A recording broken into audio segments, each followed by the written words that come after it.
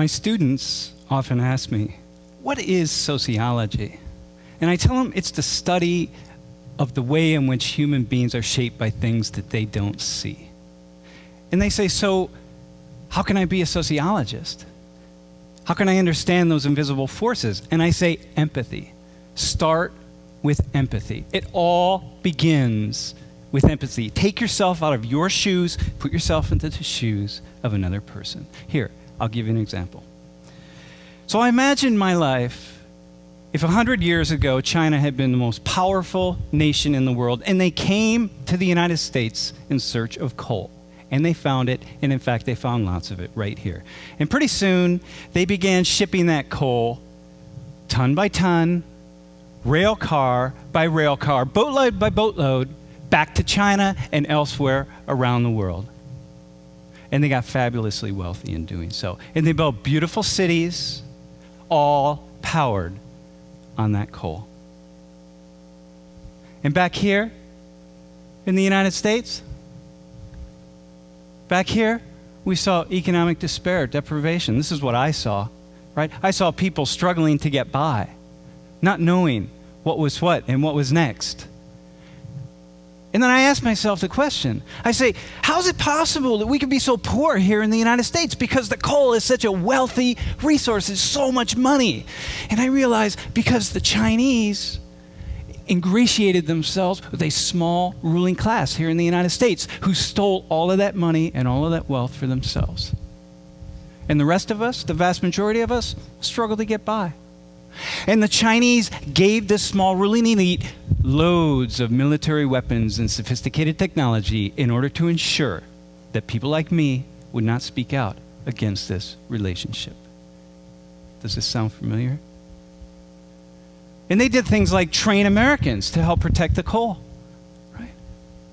And everywhere were symbols of the Chinese.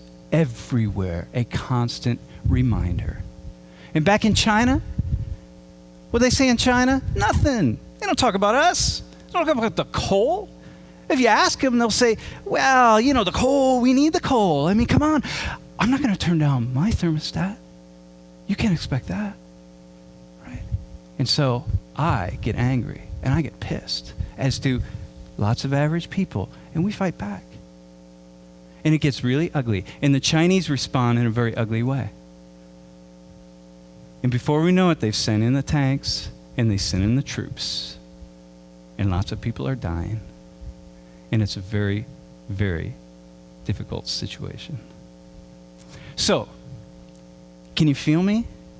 Can you imagine what you would feel if you were in my shoes? Can you imagine walking out of this building and seeing a tank sitting out there or a truck full of soldiers?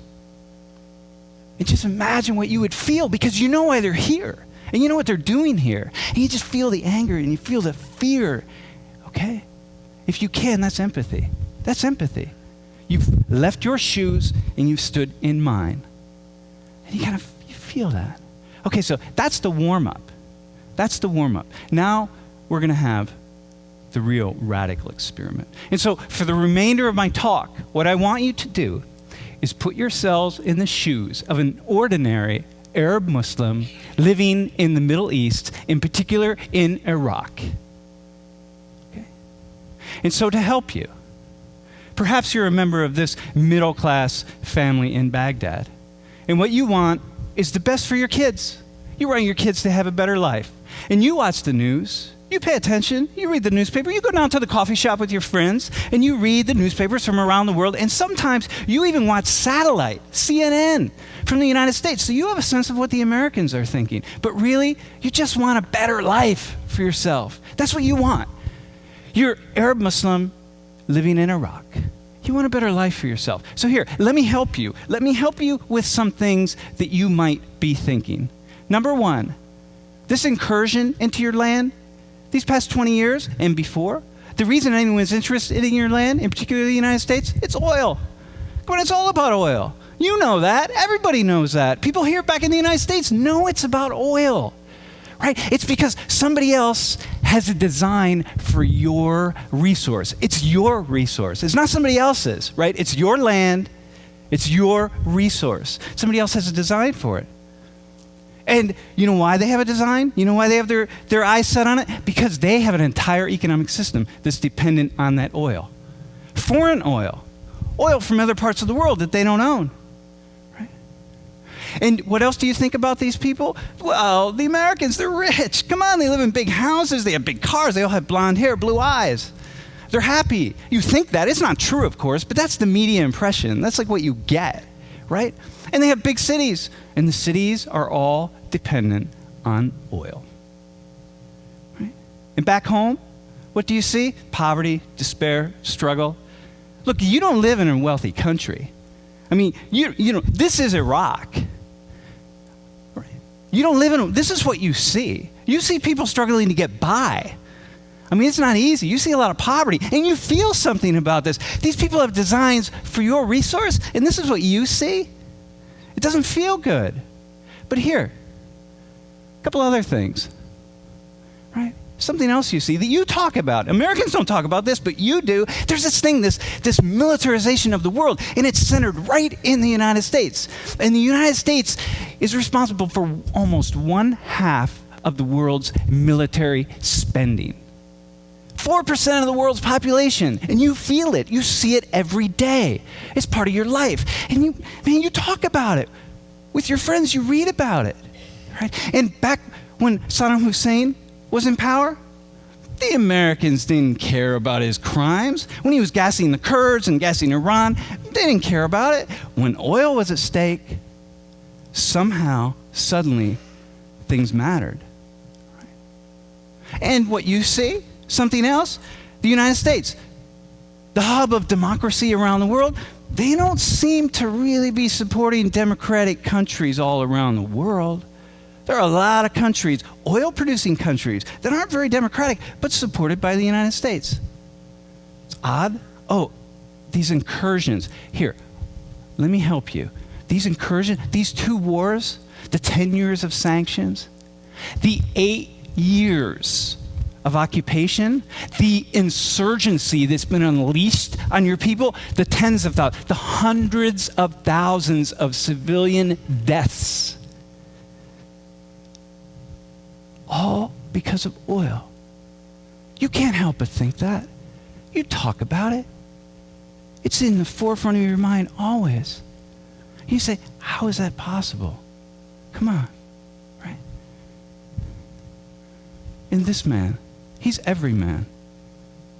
Your grandfather, your uncle, your father, your son, your neighbor, your professor, your student. Once a life, happiness and joy, and suddenly pain and sorrow. Everyone in your country has been touched by the violence, the bloodshed, the pain, the horror. Everybody, not a single person in your country has not been touched. So here, but there's something else. There's something else about these people, these Americans who are there. There's something else about them that you see. They don't see themselves, right? And what do you see? They're Christians. They're Christians. They worship the Christian God. They have crosses. They carry Bibles. Their Bibles have a little insignia that says U.S. Army on them. And they're leaders, right? They're leaders. Before they send their sons and daughters off to war in your country, and you know the reason, before they send them off, they go to a Christian church and they pray to their Christian God and they ask for protection and guidance from that God. Why? Well, obviously, so that when people die in the war, they are Muslims. They are Iraqis. They're not Americans. You don't want Americans to die. Protect our troops. And you feel something about that. Of course you do, right? And they do wonderful things.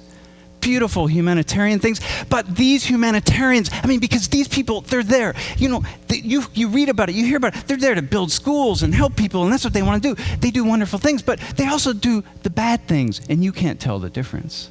And so you don't. And this guy, you get a guy like Lieutenant General William Boykin. I mean, here's a guy who says that your God is a false God. Your God's an idol. His God is the true God. The solution to the problem in the Middle East, according to him, is to convert you all to Christianity. Just get rid of your religion. And you know that. Americans don't read about this guy. They don't know anything about him, but you do. You pass it around. You pass his words around. I mean, this is serious.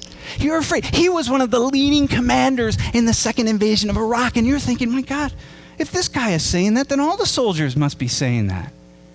Right? In this word here, George Bush called this war a crusade. Man, the Americans, they're saying, crusade, whatever, I don't know what that means. You know what it means. It's a holy war against Muslims. Look, invade, subdue them, take their resources. If they won't submit, kill them. That's what this is about. And you're thinking, my God, these Christians are coming to kill us. This is frightening. You feel frightened. Of course you feel frightened.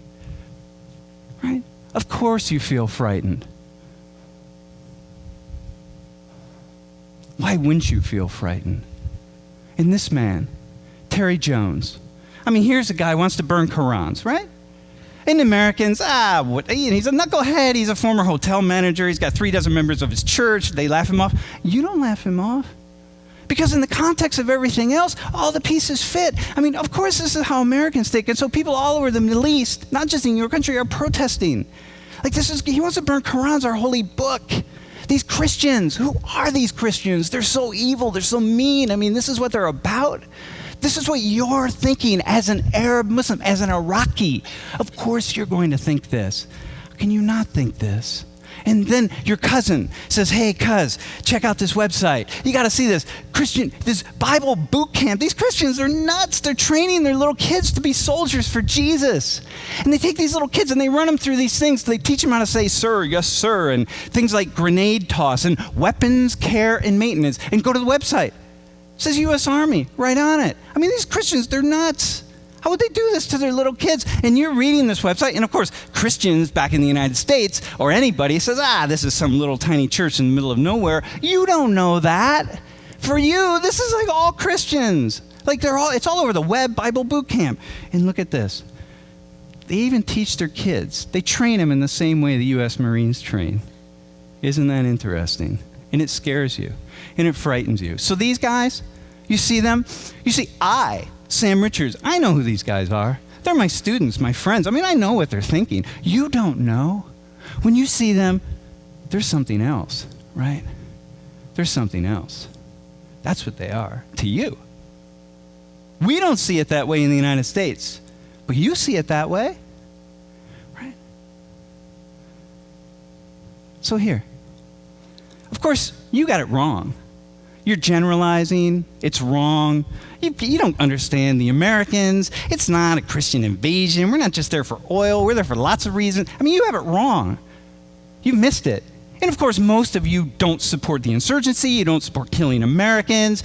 You don't support the terrorists. Of course you don't. Very few people do. But some of you do, right? And this is a perspective. Okay. So now, here's what we're going to do. Step outside of your shoes that you're in right now and step back into your normal shoes. So everyone's back in the room, okay? Now here comes the radical experiment. So we're all back home. This photo, this woman, man, I feel her. I feel her. She's my sister, my wife, my cousin, my neighbor. She's anybody to me. These guys standing there, everybody in the photo, I feel this photo, man.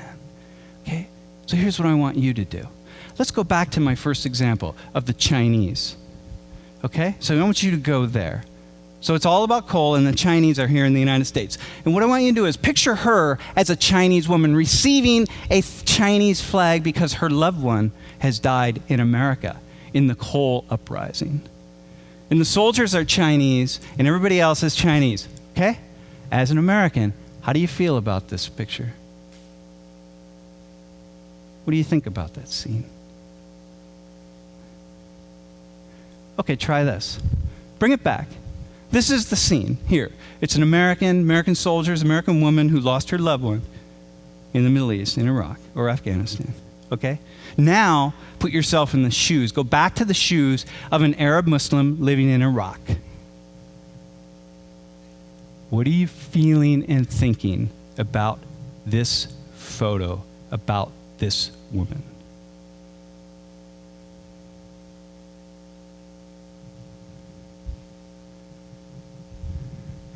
Okay, now follow me on this, because I'm taking a big risk here. And so I'm going to invite you to take a risk with me. Okay? Okay, so these gentlemen here, they're insurgents. They were caught by the American soldiers trying to kill Americans. And maybe they succeeded. Maybe they succeeded, okay? Put yourself in the shoes of the Americans who caught them. Can you feel the rage? Can you feel that you just want to take these guys and wring their necks? I mean, can you go there? It shouldn't be that difficult. You know, you just feel, oh man, right? Okay, now, put yourself in their shoes.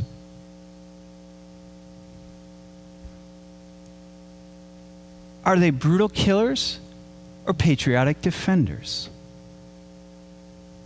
Which one?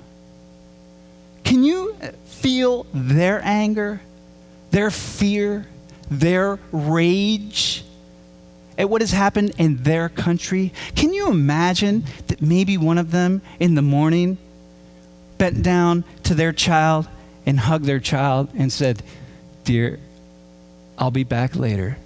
I'm going out to defend your freedom, your lives. I'm going out to look out for us, the future of our country." Can you imagine that? Can you imagine saying that? Can you go there? What do you think they're feeling? Right?